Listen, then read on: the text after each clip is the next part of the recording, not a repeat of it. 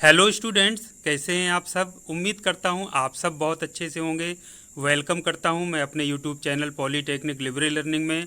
आज का जो मेरा टॉपिक है वो मॉडर्न ऑफिस मैनेजमेंट एमओएम के नाम से जो डिप्लोमा होता है उसके लिए जॉब के संभावित क्षेत्र कौन कौन से होते हैं, इस संबंध में आज हम बात करेंगे। तो जो मॉडर्न ऑफिस मैनेजमेंट है वो डिप्लोमा हमारे प्रमुखतः जो छात्राएं होती हैं वो करती हैं, कुछ संख्या में छात्र भी करते हैं। तो वो जानना चाहते हैं कि उनका स्कोप क्या है, कहाँ कहाँ उनके लिए जॉब के चांसेस हैं जहाँ वो अप्लाई कर सकते हैं और अपनी सेवाएं दे सकते हैं। तो आइए शुरुआत करते हैं। सबसे पहले हम देख लेते हैं कि नौकरी के अवसर आपके लिए कहाँ कहाँ पर हैं।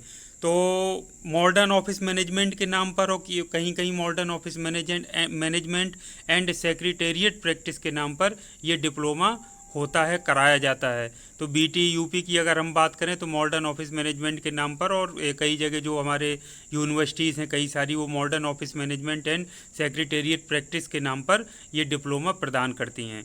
तो इसके लिए आप जो विभिन्न ऑर्गेनाइजेशंस होते हैं, गवर्नमेंट के डिपार्टमेंट्स होते हैं, पब्लिक सेक्टर के जो हमारी कंपनीज होती हैं, प्राइवेट ऑर्गेनाइजेशंस होते हैं, तो वहाँ पर आपको स्टेनोग्राफर के रूप में अपनी सेवाएं देने का मौका मिल सकता है।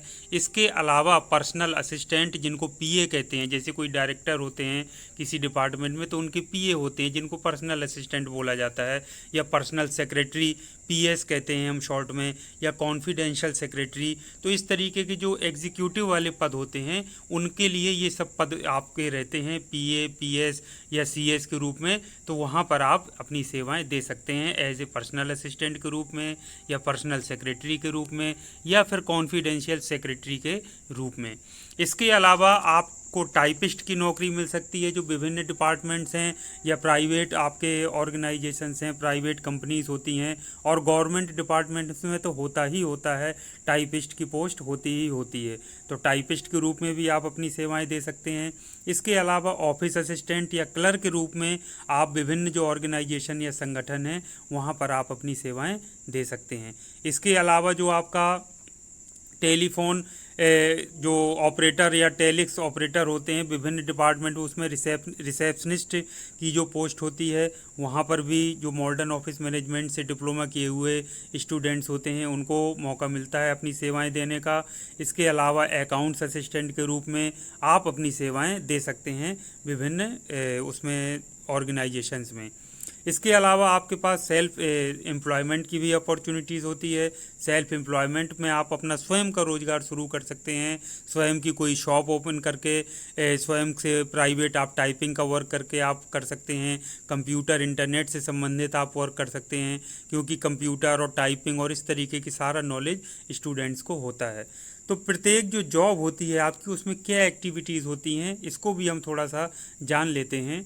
जैसे एक्टिविटीज़ में आपका होता है, जैसे स्टेनोग्राफर की हम बात करें, जो government, public sector, private organization होते हैं, तो उसमें डिक्टेशन, जैसे जो बॉस बोलता है उसको लिखते जाना, और ट्रांसक्रिप्शन वर्क जो होता है कंप्यूटर में ये करना पड़ता है या टाइपराइटर में, तो ये सारे काम आपको करने पड़ते हैं। इसके अलावा पत्र लिख टाइप करना, उसकी मेनू स्क्रिप्ट तैयार करना, रिपोर्ट्स तैयार करना।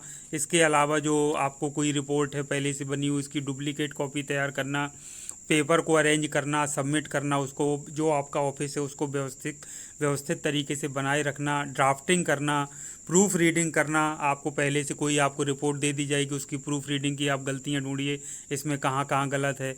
रिकॉर्ड्स जो होते हैं उनका मेंटेनेंस करना, अच्छे से सुव्यवस्थित तरीके से पूरे रिकॉर्ड्स को रखना। जो टेप रिकॉर्डर हैं या ऑडियो टाइपिंग है उनको हैंडल करना, जो आपका ऑडियो टाइपिंग से जब हम टाइपिंग करते हैं तो उसमें टेप रिकॉर्डर होता है उसको हैंडल करना। कंप्यूटर हो गया आपका, कंप्यूटर में विभिन्न क्रियाकलाप होते हैं, जैसे ईमेल भेजना, ईमेल प्राप्त करना इंटरनेट की सहायता से, तो उनको पूरा हैंडल करना। कोई ईमेल आती है तो उसका प्रिंट आउट निकाल करके जो संबंधित बॉस हैं या ऑफिस में जो अदर से जो एम्प्लॉय कार्यरत है वहाँ उन तक पहुँचाना, या कोई मेल भेजने को कहा जाता है तो मेल को भेजना। तो इसमें इंटरनेट से संबंधित, ईमेल से संबंधित या कंप्यूटर को हैंडल करने का काम आपका हो सकता है। पर्सनल असिस्टेंट के रूप में आपकी क्या क्या एक्टिविटीज़ हो सकती हैं। तो जो जो अभी एक्टिविटीज़ ऊपर बताई हैं वो सारी एक्टिविटीज़ रहती हैं। इसके अलावा पर्सनल असिस्टेंट के रूप में आपका जो बॉस हैं उनका रूटीन तैयार करना, उनके लिए ट्रेवल अरेंजमेंट्स करना, रिजर्वेशंस बुक करना, कलेक्शंस ऑफ चेक्स यानी चेक कलेक्ट करना, बिल को तैयार करना, इनकम टैक्स रिटर्न तैयार करना इत्यादि इस तरीके के काम आपके होते हैं। इसके अलावा जो कॉन्फिडेंशियल रिकॉर्ड्स होते हैं यानी गोपनीय कुछ दस्तावेज होते हैं या फिर उनका जो पत्राचार किया जाता है उनको मेंटेन करना उचित तरीके से। इसके अलावा आपके पास यदि कोई कॉल आती है तो उन कॉल्स को आपको सुनना और उनको उचित जवाब देना।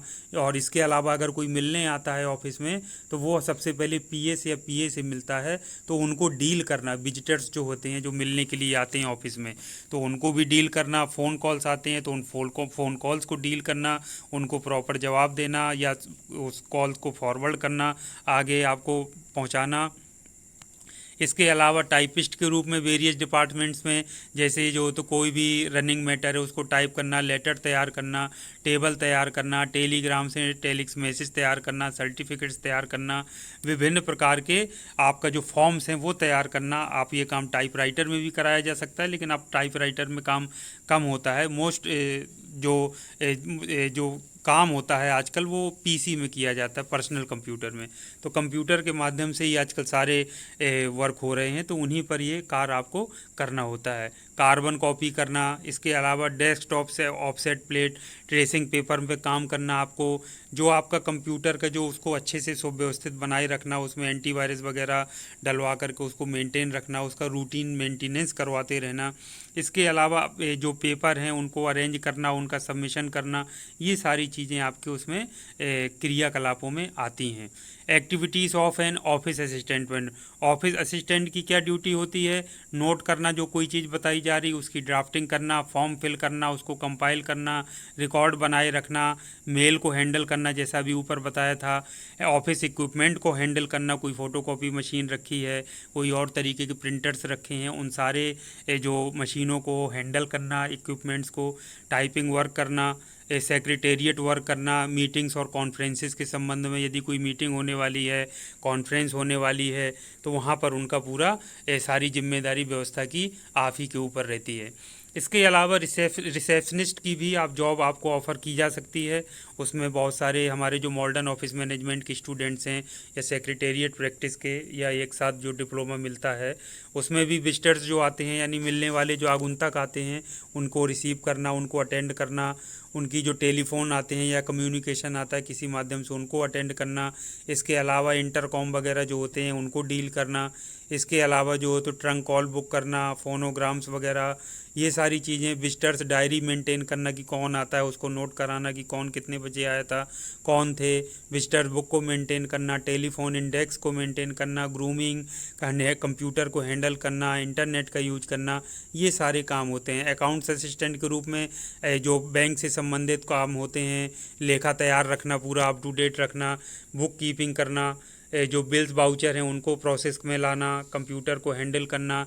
इसके अलावा सेल्फ एम्प्लॉयमेंट के रूप में 2.1 से 2.6 तक की सारी एक्टिविटीज़ उसमें शामिल होती हैं। ये सारे काम आप सेल्फ एम्प्लॉयमेंट के रूप में कर सकते हैं। आप अपने क्लाइंट से आप बुक कर सकते हैं जो आपको कोई काम इस तरीके का देते हैं ऑनलाइन से संबंधित, टाइपिंग का या बहुत बड़ी मात्रा में टाइप कराना है, कोई ड्राफ्ट कराना है, कोई बुक आपको किसी को छपवानी है या इस तरीके का कोई रिपोर्ट तैयार करनी है, कंसल्टेंसी वर्क है, तो इस तरीके के काम मिलते हैं। तो आप अपने स्तर से घर पर भी या अपने ऑफिस में भी आप कर सकते हैं और उनको सेवाएं दे सकते हैं।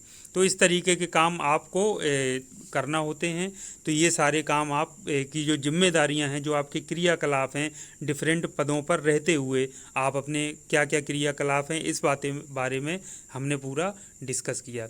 तो इस तरह से आपने देखा कि आपको क्या क्या काम करने होते हैं, कौन कौन से आपके पद होते हैं जो आपको ऑफ़र किए जाते हैं।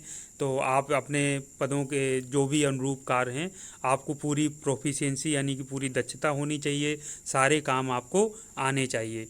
तो इसके लिए अब आपको जॉब की बात कर लेते हैं। तो जो गवर्नमेंट के जो जॉब पोर्टल्स हैं, एम्प्लॉयमेंट न्यूज़ वगैरह आते हैं, उनको निरंतर देखते रहिए। जो भी बड़े बड़े ऑफिसेस हैं, कहीं भी हर जगह गवर्नमेंट डिपार्टमेंट्स में आवश्यकता पड़ती है और उसमें वैकेंसी निकलती रहती है समय समय पर।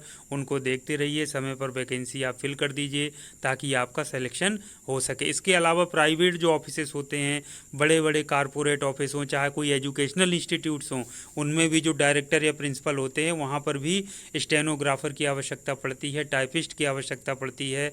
इसके अलावा जो विभिन्न पद होते हैं, स्टेनो की ज़रूरत पड़ती है, तो वहाँ पर पद रहते हैं और समय समय पर निकलते रहते हैं, तो वो भी आपको देखने पड़ेंगे। प्राइवेट में आप स्वयं अप्रोच कर सकते हैं।